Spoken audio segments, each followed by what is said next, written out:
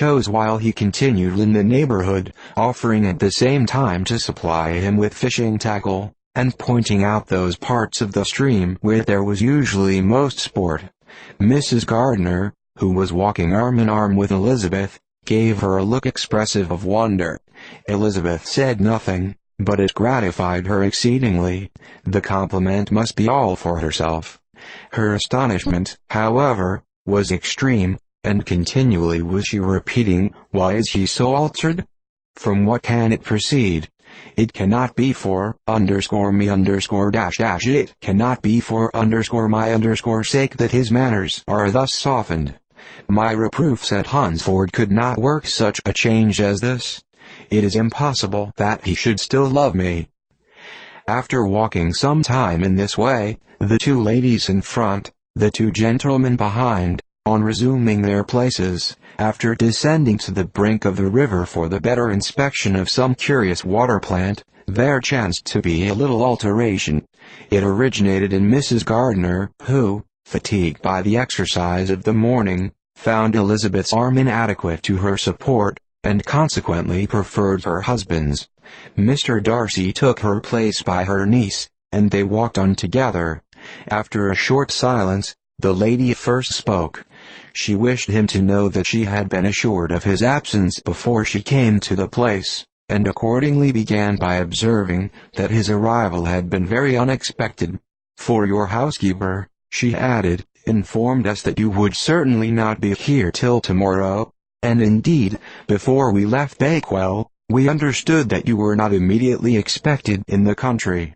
He acknowledged the truth of it all, and said that business with his steward had occasioned his coming forward a few hours before the rest of the party with whom he had been traveling. "They will join me early tomorrow," he continued, "and among them are some who will claim an acquaintance with you, Mr. Bingley and his sisters." Elizabeth answered only by a slight bow.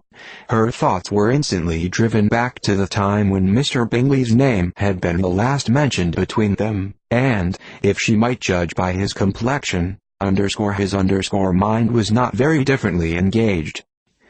"There is also one other person in the party," he continued after a pause, "who more particularly wishes to be known to you.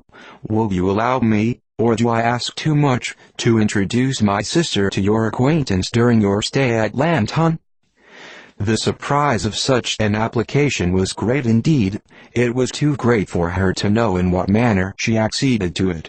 She immediately felt that whatever desire Miss Darcy might have of being acquainted with her must be the work of her brother, and, without looking farther, it was satisfactory. It was gratifying to know that his resentment had not made him think really ill of her. They now walked on in silence, each of them deep in thought. Elizabeth was not comfortable. That was impossible, but she was flattered and pleased. His wish of introducing his sister to her was a compliment of the highest kind. They soon outstripped the others, and when they had reached the carriage, Mr. and Mrs. Gardiner were half a quarter of a mile behind. He then asked her to walk into the house, but she declared herself not tired, and they stood together on the lawn. At such a time much might have been said, and silence was very awkward. She wanted to talk, but there seemed to be an embargo on every subject. At last she recollected that she had been traveling, and they talked of Matlock and Dovedale with great perseverance. Yet time in her end moved slowly, and her patience and her ideas were nearly worn out before the tea was over. On Mr. and Mrs. Gardiner's coming up they were all pressed to go into the house and take some refreshment, but this was declined, and they parted on each side with utmost politeness.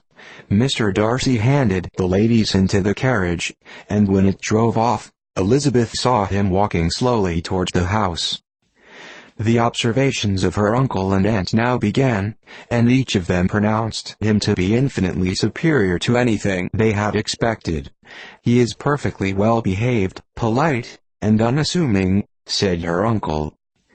"There is something a little stately in him, to be sure," replied her aunt, "but it is confined to his air, and is not unbecoming. I can now say with the housekeeper, that though some people may call him proud, I have seen nothing of it.